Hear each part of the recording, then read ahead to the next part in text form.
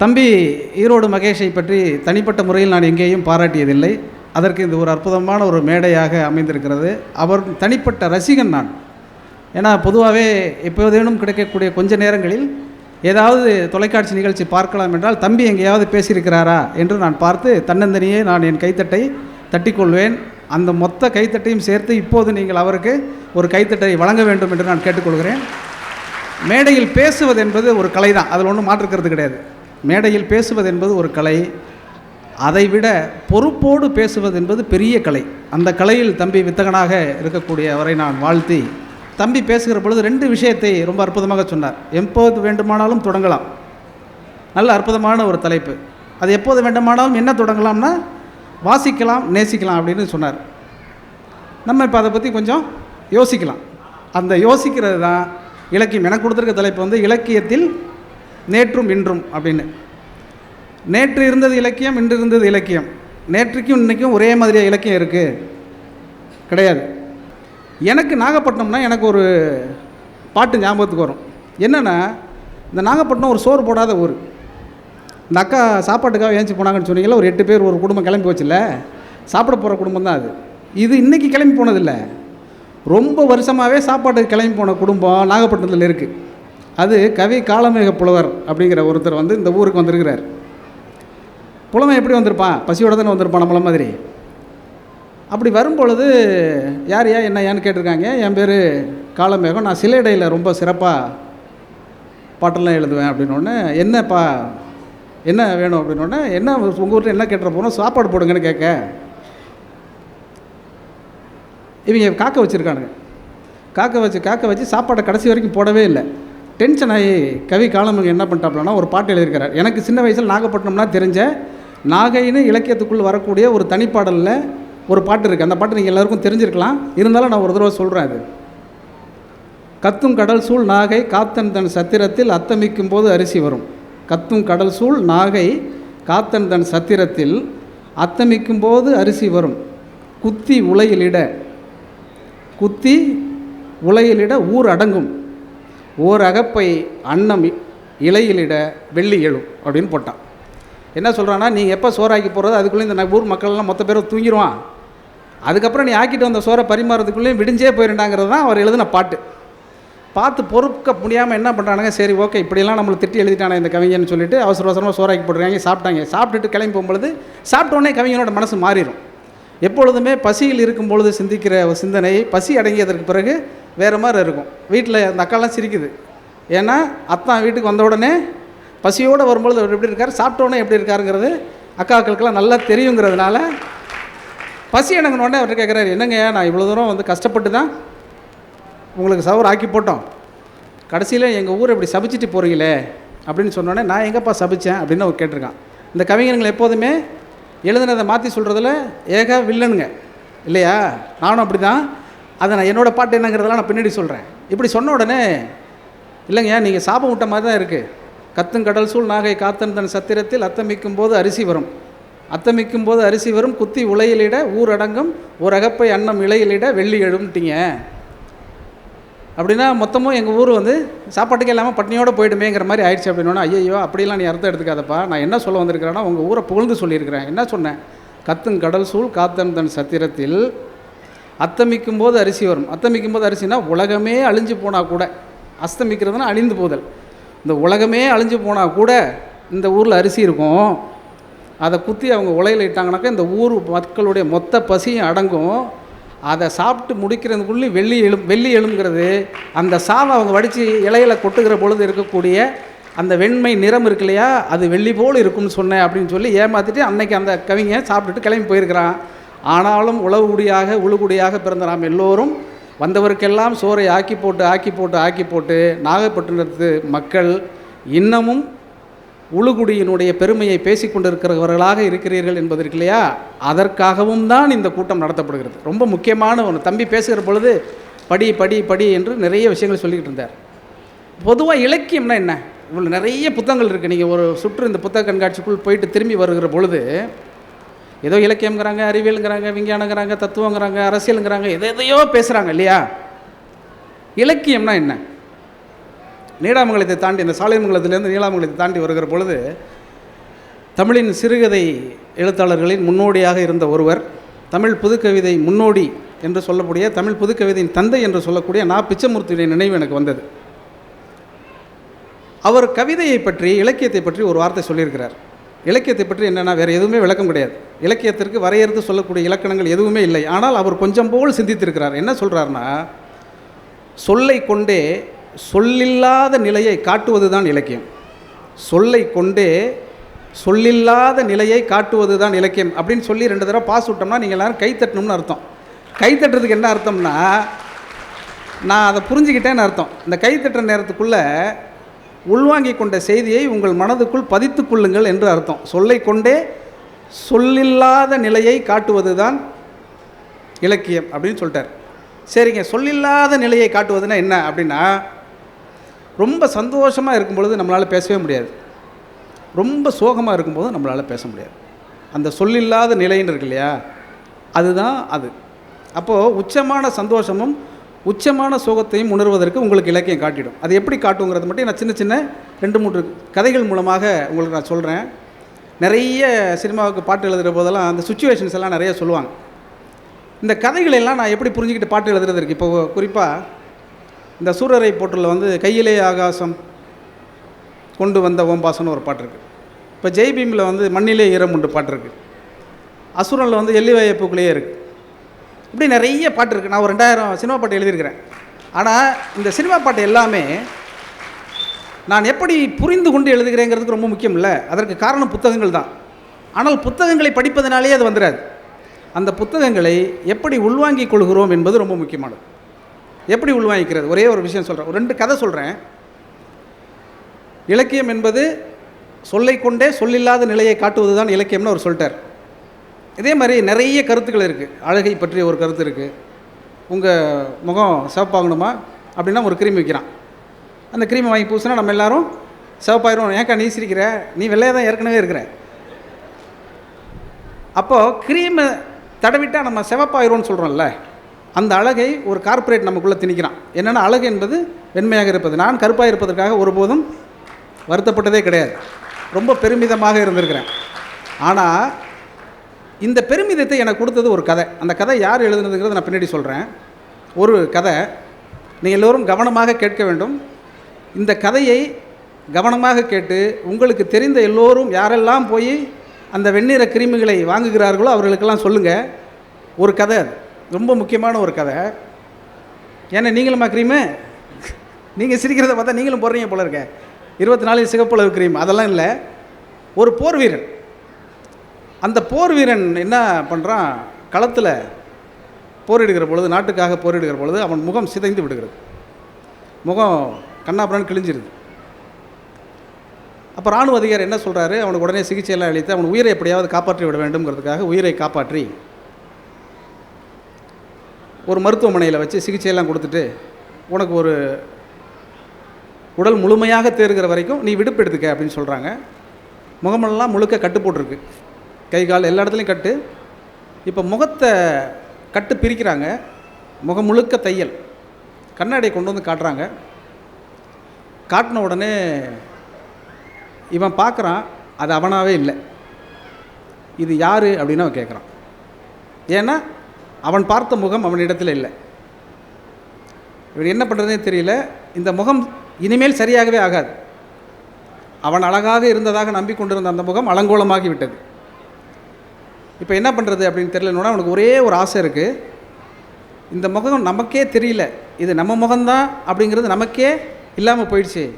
நம்ம பெத்தவ இருப்பாள் வீட்டில், அவள் இந்த முகத்தை பார்த்து அடையாளம் கண்டுபிடிச்சிட்டா நம்ம ஓரளவு பரவாயில்ல அப்படின்னு நினச்சிக்கலான்னு சொல்லிட்டு மெல்ல தயங்கி தயங்கி வீட்டுக்கு போகிறான்.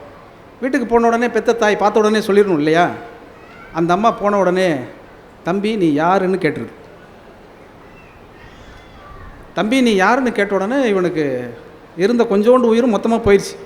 ஏன்னா பெத்த தாயே தன்னை பார்த்து அடையாளம் தெரியாத அளவுக்கு தன் முகம் சிதைந்து இருக்கிறது. அதை பார்த்து ரொம்ப வருத்தப்பட்டு போய், நான் வந்து உங்கள் பையனோட வேலை பார்க்குற உங்கள் பையனோட ஃப்ரெண்டுமா, உங்கள் பையனோட தோழன், நான் இராணுவத்தில் எனக்கு விடுப்பு கொடுத்துருந்தாங்க, ஊருக்கு போனால் அம்மாவை பார்த்துட்டு வான்னு சொன்னான், அதனால் உங்களை பார்க்க வந்திருக்கேன்னு அவன் சொல்கிறான். அப்படியாப்பா சரிப்பா பண்ணி தங்கிக்க அப்படின்னு சொல்கிறாங்க. தங்கிக்கன்னு சொல்கிறாங்க. அங்கே இருக்கிறான், ஒரு நாள் இருக்கிறான், மறாவது நாள் திருப்பி கிளம்பி வர்றான். கிளம்பி வர்றதுக்கு முன்னாடி அந்த அம்மாவை பார்த்து கேட்குறான், அம்மா ஒரே ஒரு செய்தி, உங்கள் பையன் வந்து இராணுவத்தில் இருக்கான் இல்லையா, இவன் தான் அவன் பையன், ஆனால் அவன் சொல்கிறான் இராணுவத்தில் இருக்கான் இல்லையா, அவன் வந்து அவனுக்கு ஒரு சிநேகிதி இருக்காமே, அவள் இப்போ எப்படி இருக்கான்னு கேட்டு வர சொன்னான் அப்படின்னு கேட்குறான். நல்லா இருக்கான்னு சொல்லுப்பா அப்படின்னு சொல்கிறாங்க. மகந்த மனசோகத்தோடு கிளம்பி இங்கேருந்து திருப்பி அந்த இராணுவ முகாமுக்கே போயிடுறான். போன உடனே போய் கொஞ்ச நாளில் ஒரு கடிதம் வருது. எனக்கு என்னவோ சந்தேகமாக இருக்கிறது, என் வீட்டுக்கு உன் பெயரை சொல்லிக்கொண்டு நண்பனாக ஒருவன் வந்தான்னு அவன் மகனுக்கு அம்மா எழுதுகிறாங்க கடிதம். நண்பனாக வந்தாங்க, எனக்கு என்னமோ சந்தேகமாக இருக்கிறது, வந்தது நீயாகத்தான் இருக்குமோ என்று நினைக்கிறேன் அப்படின்னு எழுதுகிறாங்க. எழுதினோடனே இவனுக்கு வந்து ஆச்சரியமாக போயிடுது. அம்மா நம்மளை கண்டுபிடிச்சிட்டா, ஆனால் அவளும் சொல்லிக்கல, நம்மளும் சொல்லிக்கல. இவன் உடனே ஒரு கடிதம் போட்டு நேராக வாங்கம்மான்னு கடிதம் எழுதிடுறான். ஆமாம் வந்தது நான் தாங்கிற மாதிரி ஒத்துக்கிறான். ஒத்துக்கிற பிறகு அவங்க ஒரு நாள் கிளம்பி அந்த முகாமுக்கு வர்றாங்க. முகாமுக்கு வந்த உடனே முதல் கேள்வி கேட்பான்ல, எப்படிம்மா கண்டுபிடிச்சேன்னு. அப்போ எப்படிப்பா கண்டுபிடிச்சேன்னு கூட அந்த அம்மா அவனுடைய சிநேகிதியும் கூட்டிகிட்டு வரான். 2 பேரும் வர்றாங்க. 2 பேரும் வரும்பொழுது முதலில் அந்த அம்மாட்ட கேட்குறான், எப்படிம்மா என்னை நீ கண்டுபிடிச்ச அப்படின்னு கேட்குறான். அதுக்கு முன்னாடி உன்னோட தோழி கூட வந்திருக்காடா, அவள்கிட்ட கேளு அப்படின்னு ஒரு கேள்வி கேட்குறான். அவகிட்ட அவன் முதல் கேள்வி கேட்குறான், அவன் ரொம்ப நாளாக காதலிச்சிக்கிட்டு இருக்கான் இல்லையா, இப்போவும் என்னை காதலிக்கிறியான்னு அவன் கேட்குறான். அவனோட பிரச்சனை என்ன, இப்போவும் என்னை காதலிக்கிறியான்னு கேட்குறான். அவள் சொல்கிறான், இப்போது இல்லை எப்போதும் உன்னை காதலிக்கிறேன்னு சொல்கிறான். இவனுக்கு அதெல்லாம் கூட பிரச்சனை இல்லை, ஏன்னா அது என்ன இருந்தாலும் தான் நேசித்த பெண்ணு, என்னவாக இருந்தாலும் காதலுக்காக அந்த பெண் விட்டு கொடுக்கலாம். ஆனால் அம்மா எப்படி நம்மளை கண்டுபிடிச்சா அப்படிங்கும் பொழுது அந்த கதையில் கொண்டு வந்து முடிப்பார். அம்மாட்ட கேட்குறான், எப்படிம்மா, இல்லைப்பா நீ என் பையனோட ஃப்ரெண்டுன்னு சொல்லிட்டு வீட்டுக்கு வந்த, நீ நைட்டு தூங்கியிருந்த, அப்போ காலில் போட்டிருந்தில்ல ஷூ, அப்போ காலுறை உன்னோட சாக்ஸ் இருக்கு இல்லையா, அது கொஞ்சம் அழுக்காக இருந்துச்சு, எடுத்து துவைக்க போனப்பா, துவைக்கும் பொழுது என் பையனோட வாசம் அதில் அடிச்சிச்சு, அதை வச்சு கண்டுபிடிச்சேன் அப்படின்னு சொல்லுவான். ஒரு தாயனுடைய நேசம் என்பதும் ஒரு காதலியினுடைய நேசம் என்பதும் அதுதான். இது எப்படி நமக்கு புரிஞ்சிக்க முடியும் அப்படின்னா, அந்த வாசத்தை நீங்கள் உணர வேண்டும் என்றால் புத்தக வாசத்தை நுகர வேண்டும். அப்போ தான் நீங்கள் நிச்சயமாக இதை வந்து உள்வாங்கிக் கொள்ள முடியும். நிறைய சின்ன சின்ன சின்ன குட்டி குட்டி கதைகளாக, சின்ன சின்ன கவிதைகளாக எனக்கு தெரிந்த நிறைய விஷயங்கள் இந்த உணர்வை சொல்லுகிற பொழுது அழகு என்றால் என்னவென்பதற்கு நான் எனக்கு ஒரு புரிதல் வந்துடுது இல்லையா. அந்த புரிதலில் இருந்து பாடல் எழுதுவது தான். இப்போது ஒரு வழக்கமாக சுச்சுவேஷன் சொல்லும்போது நிறைய கற்பனைகளாக சொல்லுவாங்க, இப்படி இருக்கணும் சார், அப்படி இருக்கணும் சார், அப்படிலாம் சொல்லுவாங்க. எனக்கு வந்து எளிய மனிதர்களுடைய சந்தோஷங்கள் என்னென்னு பார்த்து எழுதணும்னு ஆசைப்படுவேன். அப்படி ஒரு நாள் ஒரு பல்லவி எழுதணும் அப்படின்னு சொல்லிட்டு ஒரு பாட்டு வந்தது. அது மிகப்பெரிய வெற்றி அடைஞ்சிச்சு. திருடா திருடின்னு ஒரு படம், அதில் மன்மதராசா அப்படின்னு சொல்லிட்டு ஒரு பாட்டு. அந்த பாட்டை பற்றிலாம் நிறைய தம்பிகிட்ட சொல்லிட்டு கூட இருந்தேன் நான். அந்த பாட்டு வந்த சமயத்தில் மயிலாடுதுறை ஏவிசி கல்லூரியில் போயிருந்தேன். இப்போ அந்த முதல்வர் இருந்திருக்கும், இப்போ ரிட்டையர்ட் ஆகிருப்பார்னு நினைக்கிறேன். ஏன்னா அந்த பசங்க கூப்பிட்டுருந்தாங்க, இளந்துவதுன்னு ஒரு பத்திரிக்கை நடத்தினாங்க. அந்த கூட்டத்துக்காக என்னை கூப்பிட்டு போயிருந்தாங்க. அந்த கூட்டத்துக்கு போகும்போது அந்த முதல்வர் வந்து பேச ஆரம்பிக்கும் பொழுது இங்கே எனக்கு முன்னுரை வழங்கினாங்கள தங்கை, கூகுளில் பார்த்து அப்படியே படித்தாங்க பாருங்கள். அதே மாதிரி அங்கே வரிசையாக அவர்கிட்ட ஏதோ பாட்டெல்லாம் சொல்லியிருப்பாங்க போல இருக்குது. இந்த மன்மதராசா பாட்டு நான் தான் எழுதுனேன்னு முதல்வர்கிட்ட சொல்லலை. அவர் கல்லூரி முதல்வர், அவர் மன்மதராசா பாட்டெல்லாம் சந்தோஷமாக பாராட்டுவாரா? கண்டிப்பாக பாராட்ட வாய்ப்பு இல்லை. மேடையில் நானும் உட்காந்துருக்கேன், அது நான் தான் எழுதுனேன்னு கூட அவருக்கு தெரியல. அவர் என்னை மேடையில் வச்சுட்டே சொன்னாங்க, தம்பி அற்புதமான பாடல்கள்லாம் நிறைய எழுதியிருக்கிறாரு, பல்லாங்குழியில் வட்டம் பார்த்தேன், ஒற்றை நாணயம், கணா கண்டேனடி தோழி, இந்த மாதிரியான மிக அற்புதமான தத்துவமான பாடல்கள், அதெல்லாம் தத்துவம்னு அவர் சொல்லிட்டார் அன்றைக்கி, தத்துவமான பாடல்கள் எழுதியிருக்கிறார். ஆனால் இன்றும் இப்பொழுதும் சில பேர் பாடல் எழுதுகிறார்கள், மன்மதராசா என்றெல்லாம் நாராசமாக அப்படின்னாரு. எனக்கு மெல்ல இப்போ படியை விட்டு இறங்கிடுவோமா உட்காந்துருப்போமான்னு, சரி எப்படியா சமாளித்து ஓட்டி தானே, ஏன்னா கூட்டிருக்கிறது பசங்க, ரொம்ப மோசமாக இருக்கிறது. அது என்ன பாடல், அது என்ன நடனம், தம்பி அப்படி கிடையாது அப்படின்னாரு. தம்பி தான் அப்படி, தம்பியை தவிர மற்றவங்க தான் அப்படி கிடையாது. இப்போ முதல்வர் வேறு பேசுகிறார், கல்லூரி முதல்வர் வேறு. அப்புறம் நான் ஒரு வழியாக சமாளிச்சுக்கிட்டு நான் சொன்னேன், மன்மத லீலையை வென்றார் உண்டோங்கிற பாட்டு முதல்வருக்கு பிடிக்கும்னு நினைக்கிறேன். மன்மத லீலையை வென்றார் உண்டோ பாடல் பிடிக்கிறவர்களுக்கு மன்மதராசாவை பிடிக்காது தான், சாஸ்திரிய இசையை ரசிப்பவனுக்கு நாட்டுப்புற இசை பிடிக்காது தான் சொல்லிட்டு உடனே மாணவர்கள்லாம் சந்தோஷமாகி பேசிட்டாங்க. எதுக்கு சொல்கிறேன்னா, எல்லா கருத்துக்களையும் எல்லா விஷயங்களையும் இப்போது ஒரு விஷயத்தை சொல்லுகிற பொழுது ஒரு சினிமா பாட்டு நீங்கள் இப்போ ஆட்டு வித்தால் யார் ஒருவர் ஆடாதாரே கண்ணான்னு ஒரு பாட்டு இருக்குது. இது இலக்கியமாக இலக்கியம் இல்லையா? என்னை பொறுத்த வரைக்கும் அது ஆகச்சிறந்த இலக்கியம். அது எப்படி ஆகச்சிறந்த இலக்கியங்கிறதுக்கு நான் ஒரே ஒரு உதாரணம் பற்றி சொல்கிறேன். ஆட்டு வித்தால் யார் ஒருவர் ஆடாதாரே கண்ணா, ஆசை எனும் தொட்டிலே ஆடாதாரே கண்ணா, நீ நடத்தும் நாடகத்தில் நானும் உண்டு. அது வரைக்கும் ஓகேங்க, அது வரைக்கும் நானே எழுதிடுவேன், அது கண்ணதாசன் தேவையில்லை. ஆட்டு வித்தால் யார் ஒருவர் ஆடாதாரே கண்ணான்னா தேவாரத்தை படிச்சிருந்தாலும் எழுதிட முடியும், அது மேட்டரே கிடையாது. ஆசை எனும் தொட்டிலே ஆடாதாரே கண்ணா, அதையும் நான் கொஞ்சம் முயற்சி பண்ணி எழுதிடுவேன். நீ நடத்தும் நாடகத்தில் நானும் உண்டு, அது வரைக்கும் முயற்சி பண்ணி எழுதிடுவேன். ஆனால் அடுத்த வரியை கண்ணதாசனை தவிர வேறு யாராலும் எழுத முடியாது. என் நிழலில் கூட அனுபவத்தில் சோகம் உண்டுன்னு எழுதினான். நிழலில் கூட அனுபவத்தில் சோகம் உண்டு. இது இந்த ஒரு வரியை மட்டும் எடுத்துக்குவோம். நிழலில் கூட அனுபவத்தில் சோகம் உண்டு. நீங்கள் சினிமா பாட்டு கேளுங்க, இலக்கிய புத்தகம் படிங்க, எது வேணாலும் படிங்க. ஆனால் நீங்கள் யோசித்து பாருங்கள், ஒருத்தர் திடீர்னு தம்பி எங்கே அந்த பூ போட்ட சட்டை கிளம்பிட்டானா, அநேகமாக அந்த பையன் மிகச்சிறந்த காதலில் இருக்கிறான்னு அர்த்தம். ஏன்னா அவன் நடைய வச்சா நான் கண்டுபிடிச்சிட்டேன், பேச்சை வந்து கண்டுபிடிச்சிட்டேன். லவ் பண்ணுறவங்க ஒரு நடை நடப்பாங்க, பார்த்துருக்கீங்களா? சோகமாக இருக்கும்போது ஒரு நடை இருக்கும். அது மாதிரி உங்கள் நிழலில் கூட, என் நிழலில் கூட அனுபவத்தின் சோகம் உண்டு. இது திரும்ப திரும்பி நான் பல தடவை யோசித்து பார்த்துருக்கேன். எங்கே இருந்துடா இவர் எடுத்துருப்பார்? இது எங்கே இருந்து இந்த மாதிரியான ஒரு ஒரு ஒரு விஷுவல், ஒரு காட்சி, ஒரு படிமம் வந்து எங்கேருந்து கிடைச்சிருக்கும் அப்படின்னா இலக்கியத்திலிருந்து தான் அவருக்கு கிடைத்திருக்கும். இது எங்கேருந்து கிடைத்திருக்க கூடும்னு நான் யோசித்து பார்க்கும்பொழுது அகநானூரில் 208வது ஒரு பாட்டு இருக்குது. அந்த பாட்டு வந்து எல்லாருக்கும் தெரிந்திருக்கக்கூடும், தெரியலன்னா நீங்கள் போய் தெரிஞ்சுக்கங்க. அதுக்காக தானே வந்திருக்கிறோம். அதனால் எல்லாமே தெரிஞ்சுக்கிட்டு வரணும்னு அவசியம் இல்லை. நானும் முழுசாக சொல்ல மாட்டேன், ஏன்னா அப்போ தான் நீங்கள் போய் தெரிஞ்சுக்குவீங்க. அந்த பரணர் எழுதின ஒரு பாட்டு. அந்த பாட்டு என்ன சொல்லணும்னா, ஆயனன் அப்படிங்கிற ஒரு மன்னனை பற்றின ஒரு பாட்டு. தன்னுடைய நண்பன், ஆருயிர் நண்பன் நன்னனுக்காக மிஞ்சிலி அப்படிங்கிற ஒரு மன்னனோட போட்டியிட்டு போர்க்களத்தில் வீழ்ந்து கிடக்கிறான். விழுந்து கிடக்கும்போது அந்த ஆயனன் வந்து மிக அற்புதமான ஒரு மன்னனாக இருந்திருக்கான். மன்னனா குறுநில மன்னன் தான், பரம்பு நாட்டை ஆட்சி செய்திருக்கக்கூடிய பெரிய வள்ளலாக போற்றப்பட்டவன். அவன் இறந்து கிடக்கும் பொழுது வெயிலில், நல்ல சுட்டெரிக்கும் வெயிலில் அவன் வீழ்ந்து கிடக்கிறான் அந்த போர்க்களத்தில். அப்போது அவன் செய்த நன்மைகள் எல்லாம் பறவைகளாக மாறி எல்லா பறவைகளும் தன்னுடைய சிறகுகளை விரித்து அவனுக்கு ஒரு பறவையால் ஒரு பந்தலை அமைத்து அவன் உடல் கருகக்கூடாது என்பதற்காக காத்தது அப்படின்னு எழுதியிருப்பார். அது முக்கியம் கிடையாது. அந்த நிழலில் கூட அனுபவத்தில் சோகம் உண்டுங்கிறதுக்கு சொல்கிறேன். அந்த நிழலை விரித்து காட்டுது, அது கிடையாது இலக்கியம். அதுக்கு அடுத்தது ஒரு வரி எழுதுவார் பரணர். என்ன எழுதுவார்னா, அந்த காட்சியை பார்த்துட்டு இரவில் கண் தெரியாத கூகைகள் எல்லாம் தனியே வைக்கப்பட்டதான். என்னென்னா, பகலில் நமக்கு கண்ணு தெரியாதனால அந்த மன்னனுடைய சிறகுகளாக பந்தலாக மாற நம்மால் முடியவில்லையே என்று வருத்தப்பட்டதான். இது எவ்வளோ பெரிய விஷயம் யோசிச்சு பாருங்கள். சமீபத்தில் ஒரு கவிதை, சி மோகன் என்கிற அற்புதமான ஒரு நவீன எழுத்தாளர், கவிஞர், அவருடைய ஒரு கவிதை. அந்த ஒரு கவிதையை நான் சொல்கிறேன் பாருங்கள். பெருநகர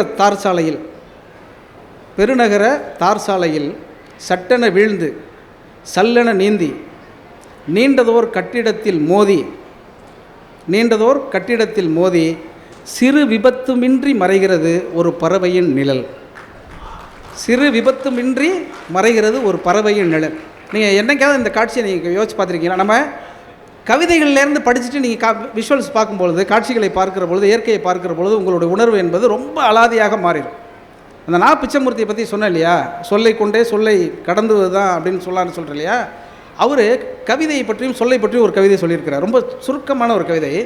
அது ஒன்றை வைத்துக்கொண்டே நீங்கள் புரிஞ்சுக்கலாம். தம்பி மகேஷ் அவர்களை பேசுகிற பொழுது 2 நிலைகளை காட்டிகிட்டே இருந்தார் உங்களுக்கு. அது எவ்வளோ தூரம் நீங்கள் உள்வாங்கினீங்கன்னு உங்களுக்கு தெரியல. வாசித்தல் நேசித்தல் அப்படிங்கிறது, நேசித்தா நீங்கள் வாசிக்க முடியும், வாசித்தா நேசிக்க முடியும் இல்லையா? அது மாதிரி அவர் சொல்கிறார், சொல் என்பது சூது, இருபுறம் ஓடும் காக்கை கண். அடுத்த வரி போகிறான் பாருங்கள், இருமுகம் காட்டும் பேத கண்ணாடி. சொல் அப்படி அது மாதிரி என்ன, ரெண்டும் காட்டும். ஒரு காட்சியை, ஒரு கதையை நீங்கள் புரிந்து கொள்கிற பொழுது அது 2 விதமாக காட்டும். ஒன்று வலதுசாரியாகவும் தோணும், இடதுசாரியாகவும் தோணும். இது எப்படி நமக்கு தோன்றுகிறது அப்படிங்கிறத உள்வாங்கி கொண்டு படிப்பதில் தான் ஒரு முக்கியமான கதை இருக்குது. நீங்கள் நிறைய பேர் எல்லாரும் படிச்சிருப்பீங்க ஒரு கதை, பஞ்சதந்திர கதை, சின்ன பிள்ளைகள் எல்லோரும் கேட்டிருப்பீங்க. அந்த கதை இப்போ நான் சொல்கிறேன். இப்போ நீங்கள் கேட்டு பாருங்கள், அந்த கதை உங்களுக்கு வேறையாக இருக்கும். விஷ்ணு ரூபம் கொண்ட நெசவாளி அப்படின்னு ஒரு கதை. அது என்னடா விஷ்ணு ரூபம் கொண்ட நெசவாளின்னு கேட்டிங்கன்னா, அது ரொம்ப சுவாரஸ்யமான ஒரு கதை. அது ஒரு நாள் 2 பேர், ஒரு தச்சனும் நெசவாளரும் தெருவில் நடந்து போயிட்டே இருக்கிறாங்க. ஒரு அரண்மனை ஒட்டின வீதி. அரண்மனை ஒட்டி அவங்க ஏன் நடந்து போகிறாங்க அப்படின்னா, கதைப்படி அரசியை பார்க்க போகிறாங்கன்னு அர்த்தம் இல்லையா? உப்பருகில் நின்று இளவரசி நிற்கிறாங்க, பார்த்துடுறாங்க. பார்த்துட்டு கடந்து போயிடுறாங்க. தச்சன் இயல்பாக போயிடுறான். நெசவாளிக்கு என்னென்னா, திடீர்னு அந்த இளவரசி மேலே திடீர்னு இல்லை, அவனுக்கு ஒரு காதல் வந்துடுது அந்த அழகை பார்த்த உடனே. போய் மனசு முழுக்க அந்த இளவரசியாக இருக்கிறா. 3ஆவது நாளில் ஜுரம் வந்துடுது. ஜுரம் வந்தோடனே இந்த ஜுரத்தை என்ன பண்ணுறதுன்னு தெரியாது. 3 நாளாக நண்பனை பார்க்கலேன்னு சொல்லிட்டு தச்சன் கிளம்பி வராப்புல. ஏன்னா அவனை 3 நாள் ஆளை காணும் அப்படின்னு. இல்லை நண்பா, இன்றைக்கி நம்ம வந்து அந்த அரண்மனை ஒட்டி நடந்து வந்தோம்ல, அப்போ இளவரசி பார்த்துச்சுல. ஆமாம், என்னையும் தான் பார்த்துச்சு, உன்னையும் சாதாரணமாக பார்த்துச்சு, என்னை தான் லவ் பண்ணுற மாதிரி பார்த்துச்சு, அதனால் எனக்கு லவ் வந்துருச்சுன்ட்டான். அதனால் கையை தொட்டு பாரு, கழுத்தை வச்சு பாரு அப்படின்னோடனே கடுமையான ஜுரமாக இருக்குது. உடனே நண்பன் சொல்கிறான், இது கண்டிப்பாக காதல் ஜுரம் தான், இதை சாதாரணமாக தீர்க்க முடியாது, நீ நேராக போய் அந்த பொண்ணுக்கிட்ட சொல்லிடு அப்படின்னா. என்னது, அந்த பொண்ணுக்கிட்ட சொல்கிறதா? இந்த நாட்டையே ஆட்சி செய்யக்கூடிய ஒரு அரசனுடைய மகளை, அந்த ஊரிலே ஒதுக்குப்புறமாக இருக்கக்கூடிய ஒரு நெசவாளி இளைஞன், அதுவும் முழுசாக நெசவு செய்யாத ஒரு இளைஞன் வந்து காதலிப்பதா? அதெல்லாம் ரொம்ப பிரச்சனையாகிடும். அது மட்டும் இல்லை, அந்த காலத்தில் இந்த நாடக காதல் பிரச்சனைலாம் இருந்திருக்காது போல இருக்குது. அவன் அதெல்லாம் அதில் சேர்க்கலை, அதை விட்டுட்டான். அதனால் அதெல்லாம் ரொம்ப சிக்கலாயிரும், வேணாங்க அப்படின்னு சொல்லிட்டான். வெளிலப்பா அப்படின்னு சொன்ன உடனே, இல்லை என்னால் முடியும், உன் காதலுக்கு உதவ முடியும். அவன் நாடோடிகள், அந்த காலத்தில் நாடோடிகள் படம்லாம் பார்த்துருப்பாங்க போல இருக்குது. நான் வந்து செய்கிறேன் அப்படின்னோடனே, என்னான்னு சொல்லணுன்னே, நான் 2 நாளில் வரேன்னு சொல்லிட்டு நேராக போய் ஒரு கருட வாகனத்தில் மரத்தால் செஞ்சு கொண்டு வந்து கொடுக்குறான். அந்த கருட வாகனத்தை கொண்டு வந்து கொடுத்த உடனே சொல்கிறான், இந்த கருட வாகனத்தில் நீ ஏறினா இளவரசி இருக்கக்கூடிய அறைக்கே போயிடலாங்கிறான். என்ன நீ சாதாரணமாக ஒரு மரத்தில் கொண்டு வந்து இதை செஞ்சுட்டு? இல்லை, எனக்கு சாஸ்திர சம்பிரதாயங்கள் எல்லாமே சூத்திரங்கள் எல்லாம் தெரியும், அதெல்லாம் இந்த மரத்து மேலே ஏற்றிருக்கேன். நம்மளை எப்படியெல்லாம் ஏமாத்துறாங்க பாருங்கள். சாஸ்திர சூத்திரங்கள் எல்லாம் மரத்துலேயும் கல்லுலையும் ஏற்றிடுவாங்க. ஏற்றிட்டா அதுக்கு இயங்கமாக வச்சிடும். உடனே அவன் சொல்கிறான், அதனால் இதில் நீ ஏறி உட்காந்துட்டீங்கன்னா நேராக வந்து அரசி இருக்கிற அறைக்கே போயிடலான்றான். அதே மாதிரி உட்காடுறான், அரசி இருக்கிற அறைக்கே அவன் போயிடுறான். போகும்பொழுது என்ன ஆயிடுறான், சாதாரணமாக இருந்த நெசவாளி விஷ்ணு ரூபத்துக்கு மாறிடுறான். அரசியோட அரங்கத்துக்குள்ளே, அரசியோட அறைக்குள்ளே நுழைகிற போதே அவன் விஷ்ணு ரூபத்துக்கு போயிடறான். என்ன திடீர்னு சம்மந்தமே இல்லாமல் விஷ்ணு நம்ம ரூமுக்கு வராருன்னு சொல்லிட்டு அரசகுமாரிக்கு ஏகப்பட்ட குழப்பம், பிரச்சனை. போன உடனே, என்னங்க நீங்கள் வந்துட்டீங்க அப்படின்னு சொல்லி கையெடுத்தெல்லாம் கும்பிடுது. ஒரு சாதாரண மனுஷ பெண்ணை தேடி மேலோகத்திலேருந்து விஷ்ணுவே வந்துட்டீங்களே அப்படின்னு அந்த அம்மா பதறி போயிடுது. பதறி போகிறோன்னே அவர் சொல்கிறாரு, இல்லை உன்னை தப்பாக அனுப்பிச்சிட்டாங்க, நீ மேலே இருக்க வேண்டிய ஆள் தான், ஏதோ இந்த பிறப்பு அடிப்படையில் உன்னை அனுப்ப வேண்டிய இடத்துல டக்குன்னு உன்னை அனுப்பிவிட்டாங்க, அதனால் கீழோகத்தை வந்துட்டு நீ உன்னை திருப்பி மேலே கூப்பிட்டு போகிறதுக்கு தான் நான் இப்போ வந்திருக்கிறேன் அப்படின்னு சொன்ன உடனே, ஐயோ இந்த மாதிரி ஒரு பேர் பெற்றுட்டானா அப்படின்னு சொல்லிட்டு சாதாரண இந்த பொண்ணு தன்னை விஷ்ணுவனுடைய மனைவியாக கருத ஆரம்பிச்சிடுறாங்க அந்த அம்மா. 2 பேரும் சேர்ந்துடுறாங்க. இந்த செய்தி ஊர் பூரா தெரிஞ்சிருது. முதல்ல அங்கே இருக்கிற பெண்களுக்கெல்லாம் தெரிஞ்சிருச்சு. உடனே ஓடி போய் அரசர்கிட்ட தகவல் சொல்கிறாங்க, இந்த மாதிரி தெரியுங்களா, அவங்க ரூமுக்குள்ளே ஒருத்தன் வந்துட்டான், அரசியும் அவனும் ஒன்றா இருந்துட்டாங்க, இதை ஊர் மக்கள்லாம் பார்த்துட்டாங்க, அதனால் பெரிய பிரச்சனையாக இருக்குது, இதை ஏதாவது தீர்த்து வைக்கணும் அப்படின்னு சொன்ன உடனே அவருக்கு உடனே மண்டை வெடிச்சிருச்சு. ஆம்பளைங்களுக்கு எப்போதுமே மண்டை வெடிச்சோன்னா என்ன செய்வாங்க, ஓடி போய் வீட்டில் இருக்க பொம்பளைங்க தான் அடிப்பாங்க இல்லையா? அதே மாதிரி ராணியை கூப்பிட்டு, என்னம்மா பிள்ளைய வளர்த்துருக்கான்ட்டான். அவன் ராசா, நாட்டையே அவன் தான் வளர்க்கணும். அவன் போய் மனைவிகிட்ட கேட்குறான், என்ன இப்படி பிள்ளைய வளர்த்துருக்குறேன், யாரோ ஒருத்தன் வந்தானாமே அப்படின்னோடனே, ஏங்க அதை கேட்குறீங்க, நான் கூட எவனும் ஒருத்தன் தான் நினச்சேன், அப்புறம் பார்த்தா தான் விஷ்ணு வந்திருக்கிறாரு அப்படின்னோடனே, விஷ்ணுவே நம்ம வீட்டுக்கு வந்துட்டாரா, விஷ்ணுவே நம்ம மகள் லவ் பண்ணுறாளா அப்படின்ட்டாரு. ஆமாம், கண்டிப்பாக லவ் பண்ணுறாருன்னு உடனே, இப்போ என்னென்னா ராஜாவுக்கு ஏற்கனவே ஒரு பக்கத்து நாட்டிலெல்லாம் கொஞ்சம் பிரச்சனை இருக்குது. எல்லா அரசனுக்குமே எப்போதும் பக்கத்து நாட்டிலலாம் கொஞ்சம் பிரச்சனை இருக்கும் இல்லையா? அதே மாதிரி பிரச்சனை. உடனே அவர் என்ன ஒரு முடிவு பண்ணிடுறாருன்னா, சரி இந்த விஷ்ணுவை வச்சுக்கிட்டு எதிரி நாட்டெல்லாம் வீழ்த்திடுவோம் அப்படின்னு சொல்லிட்டு போர் அறிவிச்சிடுறாரு. போர் அறிவித்தோடனே பக்கத்து நாட்டில் உள்ள திடீர்னு ஏற்கனவே இவர் ஒரு நோஞ்சான் அரசன், இந்த அரசனே வந்து போர் அறிவிக்கிறானாக்க திடீர்னு என்னடா சக்தி வந்துருச்சுனோடனே, அந்த சக்தி ஒன்று இருக்குது, முக்கியமான சக்தி இருக்குது, அந்த சக்தி வேறு யாருக்கும் தெரியாது, அவருக்கு மட்டும் தான் தெரியணும், அதையும் கிளப்பி விட்டானுங்க. இப்போ என்ன பண்ணுறதுன்னு யோசிச்சுட்டு இருக்கும் பொழுது திடீர்னு மேலோகத்துக்கு செய்தி போயிடுச்சு. பக்கத்து நாட்டு அரசெல்லாம் கிளம்பி வந்துட்டுருக்கான் இந்த நாட்டுக்கு போரிடுறதுக்கு. இவ வந்து காதலி வந்து சொல்கிறா, இது மாதிரி எங்கள் அப்பாவுக்கு இந்த மாதிரி ஒரு சங்கடம்னோடனே, அந்த நேரத்தில் எப்போதுமே என்ன நினைப்பாங்க, எந்த விஷ்ணுவாக இருந்தாலும் மாமனாருக்கு மதித்து தானே, மாமனாருக்கு ஒரு கஷ்டம்னா உடனே நம்ம விஷ்ணு கிளம்பி தானே போயாகணும். உடனே அவர் இல்லை அதெல்லாம் நான் பார்த்துக்கிறேன் அப்படின்ட்டு நேராக ஓடி போய் தச்சன்ட்ட கையெடுத்து கும்பிட்றான். டே, சும்மா இருந்தவனுக்கு ஒரு கருட வாகனத்தில் பண்ணி கொடுத்து என்னை இப்போ விஷயம் தெரிஞ்சால் இவன் கொண்டுருவான், விஷயம் தெரியலனா அவன் கொண்டுருவான்.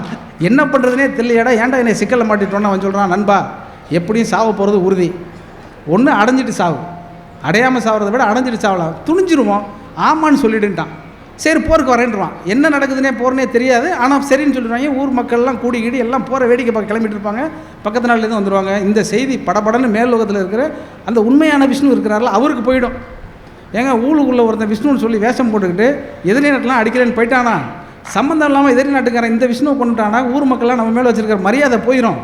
என்னடா விஷ்ணுவே அடித்து அந்த வீரன் கொளுத்திட்டானே, காலி பண்ணிட்டானேன்னு சொல்லி ஆகிடும். அதனால் நீங்கள் தயவு செய்து நீங்கள் இறங்குங்கன்னு அந்த அம்மா வந்து பக்கத்தில் அவங்க மனைவி வந்து சொல்லி, இப்போ அவர் விஷ்ணு தீவிரமாக உட்காந்து யோசிப்பார், என்ன பண்ணுறதுனே தெரியாது அவருக்கு.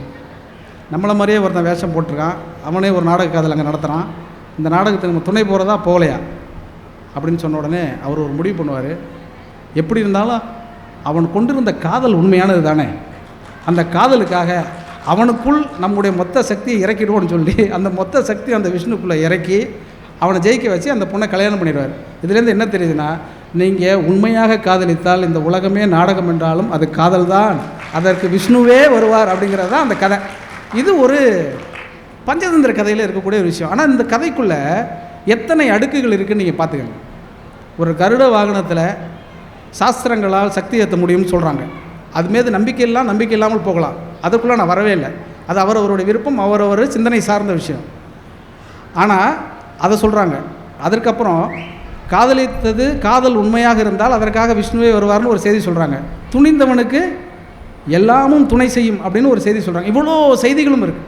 இது எல்லாமே கடந்து போகக்கூடிய சின்ன சின்ன சின்ன சின்ன விஷயங்கள்லேருந்து அந்த ஆட்டு வித்தால் ஆறு ஒருவர் ஆடாதாரை கண்ணார் இல்லையா, அந்த நிழலில் கூட அனுபவத்தில் சோகம் உண்டுன்னு சொல்லிட்டு அதுக்கு அடுத்தவர் கேட்பார், ரொம்ப பிரமாதமாக சொல்வார். பாஞ்சாலி உன்னிடத்தில் சேலை கேட்டாள், அது ஓகே. அந்த பார்த்தனவன் உன்னிடத்தில் கீதை கேட்டான், நான் இருக்கும் நிலையில் உன்னை என்ன கேட்பேன். அடுத்தவரை போடுவார், இன்னும் நன்மை செய்து துன்பம் வாங்கும் உள்ளம் கேட்பேன். இதை விட என்ன ஒரு பாடல் உங்களுக்கு வேணும்? இன்னும் நன்மை செய், எவன்லாம் நன்மை செய்கிறானோ அவன்லாம் துன்பம் வாங்குவான்னு அர்த்தம். அதனாலே ரொம்ப பேர் நன்மை செய்கிறதே கிடையாது இல்லையா? நன்மை செய்து துன்பம் வாங்குவதை விட துன்பமே வந்தாலும் நன்மை செய்து கொண்டே இருக்கக்கூடிய ஒருவனாக நாம் வாழ வேண்டும் என்று நினைக்கிறோமே, அப்போது தான் நாம் முழு மனிதனாக வாழ்கிறோம் என்பதற்கான ஒரு அர்த்தம் கிடைக்கும். அதைத்தான் இந்த இலக்கியங்கள் திரும்ப திரும்ப திரும்ப நமக்கு சொல்லிக்கொண்டே இருக்கிறது. நிறைய செய்திகளை இறுதியாக ஒரே ஒரு சின்ன ஒரு கதை, வெறும் செருப்பு அப்படின்னு ஒரு கதை. அதுவும் யாருன்னா இந்த நான் பிச்சைமூர்த்தி தான். இந்த சாலைமங்கலத்தை கடந்து வந்ததுனால அவருடைய பாதிப்பு நிறைய இன்றைக்கி வந்துருச்சு. ரொம்ப முக்கியமான ஒரு கதை, ஒரு வெறும் செருப்பு அந்த தலைப்பு. அந்த கதை, ஒருத்தன் நடந்து போயிட்டே இருக்கிறான்.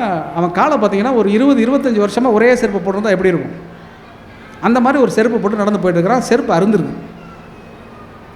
இப்போ அருந்த உடனே இந்த செருப்பை என்ன பண்ணுறதுன்னு தெரியல, தத்தி காலில் அந்த வாறு இழுத்து முடிச்சு போட்டுட்டு வீட்டுக்கு போகிறான்.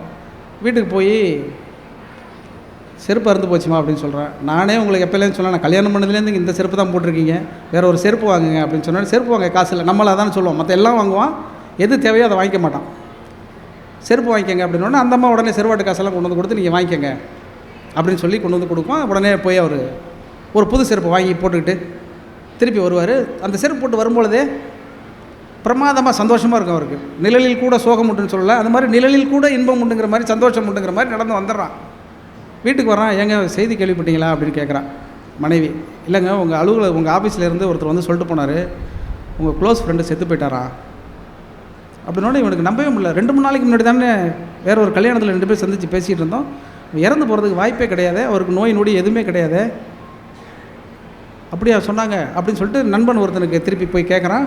நண்பன், ஆமாப்பா உண்மை தான், உன் மனைவி சொன்னது உண்மை தான், நாங்கள் தான் செய்தி சொல்லி அனுப்பிச்சோம், நீ வந்துட்டு நம்ம 2 பேரும் போயிட்டு வந்துடலாம் அப்படின்னு சொல்கிறாங்க. இப்போ அவனுக்கு என்னென்னா, நம்ம புது செருப்பு வாங்கி போட்ட அன்றைக்கி நண்பன் செத்து போயிட்டானே, அப்போனா அந்த செருப்பு ராசி இல்லாத செருப்பு அப்படின்னு யோசிக்கிறான். இப்போ பிரச்சனை, துக்க வீட்டுக்கு போய் துக்கம் விசாரிக்கணும். இப்போ புது செருப்பு போட்டு போகிறதா பழைய செருப்பு போட்டு போகிறதா? நண்பன் செத்து போன வீட்டுக்கு புது செருப்பு போட்டு போனால் பார்க்குறவன் என்ன நினைப்பான் அப்படின்னு சொல்லிட்டு அந்த ரப்பர் கட்டினர் செருப்பையே திருப்பி போட்டுக்கிட்டு நண்பனோட போகிறான். ட்ரெயினில் போகிறாங்க. 2 பேரும் போயிட்டு இருக்கும்பொழுது ரொம்ப சோகமாகவே இருக்கான். இவன் நண்பன் செத்த சோகத்தை விட பழைய செருப்பு மறுபடியும் போடுற நிலைமைக்கு ஆளாயிட்டமேங்கிற வருத்தம் உள்ளுக்குள்ளே இருக்குது. அதை அவர் எழுதியிருக்க மாட்டார், நான் சொல்கிறேன். அந்த மாதிரியாக விவரிச்சிருப்பார் அவர். இப்போ ட்ரெயினில் போயிட்டே இருக்கும்போது அந்த செருப்பையே பார்த்துட்டு உட்காந்துருப்பான். தலை குனிஞ்சா கீழே உட்காந்தோடனே நண்பன் கேட்பான், அவரோட துக்கம் உனக்கு இவ்வளோ பாதிச்சிருச்சுல அப்படின்னோடனே, இல்லை உனக்கு மட்டும் பாதிக்கலையா அப்படின்னு இவர் கேட்குறாரு. 2 பேரும் ரொம்ப பரஸ்பரமாக அந்த நண்பனை பற்றி நினைவுகள்லாம் பேசிட்டே வரும்பொழுது இந்த காலை வச்சு இப்படி தேய்ச்சிக்கிட்டே ட்ரெயின்லலாம் அப்படி ஆட்டிகிட்டே போகும்பொழுது செருப்பு ஏற்கனவே கட்டு போட்டிருக்காங்க, அது திருப்பி பிஞ்சிருச்சு. உடனே அந்த செருப்பை கையில் எடுத்து வச்சு யோசிச்சு பார்க்குறான். என்ன நண்பான்னு கேட்குறான். இல்லை உன்ட்ட ஏதாவது ஊக்கு இருந்தால் கூட இந்த செருப்பை நான் போட்டுக்கிறேன் அப்படின்னு சொல்கிறான். அந்த செருப்பு இவனை பார்த்து கேள்வி கேட்குதான், நீ எல்லாம் ஒரு மனுஷனா? ஏற்கனவே ஒரு செருப்பு வாங்கிட்டு வந்திருக்க, சரி அந்த செருப்பை போட்டுட்டு போயிட்டு வீட்டுக்கு தூரமாக எங்கேயாவது இருந்து வச்சுட்டு துக்க வீட்டு கேட்டு வந்திருக்கலாமே, அதை விட்டுட்டு என்ன ஏன்டா ஏற்கனவே நானே பிஞ்சு போயிருக்கிறேன் என்ன போட்டு வந்திருக்கேன் அப்படின்னு சொல்லி அந்த செருப்பு இவனை பார்த்து திட்டுற மாதிரியெல்லாம் அந்த விவரணைகள் போயிட்டே இருக்கும். அது மிச்சம் கிடையாது. அப்புறம் செருப்பை அந்த ஊக்க வாங்கி மாட்டிக்கிட்டு திருப்பி அந்த துக்க வீட்டில் போய் விசாரிச்சுட்டு வரும்பொழுது பார்த்துக்கிட்டு திரும்பி வருவான். திரும்பி வந்து திருப்பி ட்ரெயினில் ஏறி திருப்பி ஊருக்கு வருவாங்க. அப்போ சாலிமங்கலம் ட்ரெயின் தான் வந்து இறங்கியிருப்பாங்கன்னு நினைக்கிறேன். அப்போ இறங்கும் பொழுது அந்த நண்பன் பார்க்குறான், அவன் போட்டிருந்த பழைய செருப்பு இல்லை. என்ன நண்பா, அந்த செருப்பு வந்து நானே சொன்னேன், நீ தூக்கி போட்டுருன்னு சொன்னேன், போடாமல் போட்டுக்கிட்டே வந்த, வீட்டு வரைக்கும் போயிட்டு திரும்பி வந்த பிறகு இப்போ இறங்கி பார்த்தா அவன் செருப்பை காணாமே, தொலைச்சிட்டியான்னு கேட்டான். கிழிஞ்ச செருப்பு தொலைச்சா என்ன, தொலைக்கலன்னா என்ன? அவன் சொல்கிறான், இல்லை நான் ட்ரெயின்லேயே விட்டுட்டேன் அப்படின்னு சொன்னான். மனைவி சொல்லி கேட்காதவன், மற்றவர்கள் சொல்லி கேட்காதவன், நண்பன் சொல்லி கேட்காதவன், யார் சொல்லியும் கேட்காதவன் திடீரென்று எப்படி செருப்பை விட்டான் அப்படின்னா, அவன் சொல்கிறான், எல்லாம் இருந்தும் ஒரு நல்ல செருப்பை போடக்கூட முடியாமல் அவன் போயிட்டான். இந்த பிஞ்ச செருப்பை போடலாமா வேணாம்னு நான் என்ன எவ்வளோ நாளைக்கு யோசிச்சுட்டு இருக்கிறதுன்னு விட்டுட்டு வந்துட்டேன் அப்படிங்கிறதோடு அந்த கதை முடியாது. கடைசியில் 2 வரி எழுதுவார், ஆம் இந்த உடல் என்பதும் வெறும் செருப்பு தான், உயிர் என்கிற வழிப்போக்கன் எப்போது வேண்டுமானாலும் கலட்டி விட்டு போகலாம், உயிர் என்கிற வழிப்போக்கன் எப்போது வேண்டுமானாலும் கலட்டி விட்டு போகலாம், யாரால் தடுக்க முடியும் அப்படின்னு அந்த கதையை முடிச்சிருப்பார். இது வெறும் செருப்புக்கு சொன்னது இல்லை, அது உங்கள் வாழ்க்கைக்கு சொன்னது. சின்ன சின்ன எளிய விஷயங்களில் கூட வாழ்க்கையினுடைய அற்புதமான நுட்பங்களை தொட்டுவிட முடியும் என்பதற்கு நிறைய விஷயங்கள். தம்பி வந்து மாடர்ன் தேட்டர்ஸை பற்றிலாம் நிறைய சம்பவங்களை சொன்னார். எனக்கு ஒரே ஒரு சம்பவம் வந்தது நினைவுக்கு, ரொம்ப ஆச்சரியகரமான ஒரு சம்பவம். ஸ்ரீ ஆண்டாள்னு சொல்லிட்டு ஒரு படம், சேலம் வேலுச்சாமி கவி அப்படின்னு ஒரு கவிஞர், அவர் தான் வந்து அந்த படத்தோட இயக்குனர். அவர் தான் முதல்ல பாரதிதாசனை வந்து, பாரதிதாசன் ஏற்கனவே ஆகச்சிறந்த கவிஞர், அவர் வந்து சண்டமாரதம்ங்கிற ஒரு பத்திரிகையில் ஒரு கவிதை எழுதி கொடுங்கன்னு கேட்குறாரு. இவர் ஒரு கவிதை எழுதி கொடுக்குறாரு. அதன் மூலயமா அவருக்கு ஒரு சின்ன அறிமுகம் வருது. அவள் மேல் பழி அப்படின்னு சொல்லிட்டு ஒரு கவிதை எழுதி கொடுக்குறாரு. ரொம்ப அற்புதமான ஒரு கவிதை, அதுக்கெல்லாம் நேரம் இல்லை. அந்த கவிதை எழுதி கொடுக்குறாரு. அதன் மூலயமாக பெரிய உறவு அவர்களுக்குள்ளே ஏற்பட்டுச்சு. ஏற்பட்ட பிறகு சுபத்ரா அப்படிங்கிற ஒரு திரைப்படத்திற்கு அந்த வேலுச்சாமி கவி மூலியமாக ஒரு வசனம் எழுதக்கூடிய ஒரு வாய்ப்பு வருது. வசனம் பாடல்கள் எல்லாமே வாய்ப்பு வருது. இந்த வாய்ப்பு எப்போ வருதுனாக்கா, நான் முன்னாடியே சொன்னல, கவி காலமேகம்னு ஒரு படம் வந்திருக்கு மாடர்ன் தேட்டர்ஸில். அந்த கவி காலமேகம் படத்துக்கு பாட்டு எழுத போனவர் தான் பாரதிதாசன். அந்த படத்தின் மூலமாக தான் அந்த வேலுச்சாமி கவிக்கு பாரதிதாசனோடு ஒரு நெருங்கிய அன்பும் நட்பும் உறவும் ஏற்படுகிறது. அதன் மூலயமா அந்த சுபத்ரா படத்துக்கு எழுத வைக்கிறாங்க. பாரதிதாசனை பற்றி சொல்ல வேண்டியதில்லை. அவர் அந்த படத்துக்கு பாட்டு எழுதுகிற பொழுது ஒரு பாட்டு எழுதி கொடுக்குறாரு. அப்போ இதே மாதிரி தம்பி சொன்னது மாதிரியே அந்த மாடர்ன் தேட்டர்ஸ் அதிபர் வந்து ரொம்ப கடுமையானவர். ஆனால் பாரதிதாசன்கிட்ட அந்த கடுமையெல்லாம் செல்லாது. அவர் இவரை பார்த்து அண்ணன் தான் சொல்லுவார், இவருக்கு மட்டும் இருக்கை போடுவார். இப்படியெல்லாம் நடந்திருக்கு. இப்போ யார் பாட போகிறாங்க அப்படின்னு சொன்னோடனே, பியு சின்னப்பா பாட போகிறாரு அப்படின்னு சொல்கிறாங்க. பியு சின்னப்பா பற்றி இப்போது நாம் சொல்வது நல்லா இருக்குமான்னு எனக்கு தெரியல. ஆனாலும் அந்த பாட்டை அவரால் பாட முடியவில்லை. ஏன் அவர் பாட முடியலைன்னா, அவர் பாட வருகிற பொழுது இளம் போதையில் இருந்தார்னு அந்த புத்தகத்தில் எழுதியிருந்துச்சு. அந்த இளம் போதைக்கு என்ன அர்த்தங்கிறது பூ போட்ட தம்பிகிட்ட கேட்டால் தெரியும். பட் தம்பி கிளம்பிருச்சு, அதனால் தெரில. அந்த இளம் போதையில் அவர் பாட போய் பெரிய பிரச்சனையாகி நின்று போச்சு அந்த பாட்டு. அவர் வந்து தூக்கிட்டாங்க. அப்புறம் அவர் நடிக்கலை.